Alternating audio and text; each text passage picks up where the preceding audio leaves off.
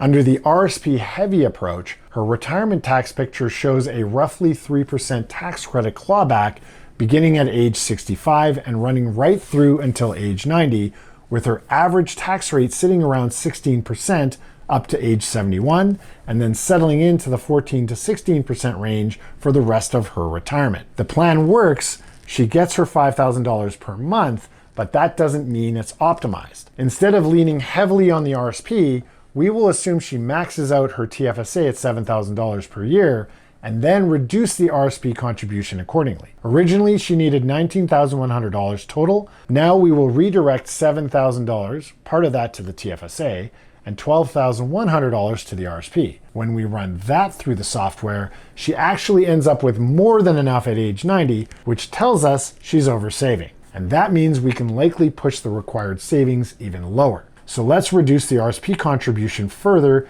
down to $10,400 into the RSP and keep the $7,000 going into the TFSA. When we run that scenario, the plan almost perfectly funds her retirement right up to age 90. That's a total annual contribution of about $17,400 instead of $19,100. Just by changing the structure, she's saving less overall and still hitting that same $5,000 per month target. Now here's the really surprising part.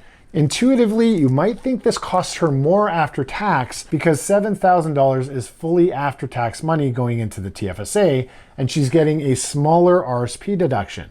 But when we run the actual numbers through the tax calculator, it's much closer than you'd expect. The after-tax cost of the $10,400 RSP contribution comes out to $7,467. So her total after-tax savings amount is $7,000 into the TFSA, plus $7,467 for the RSP, which equals $14,467 per year. When you compare that to the original structure, which was an after-tax cost of $14,024, the difference was just $443 per year.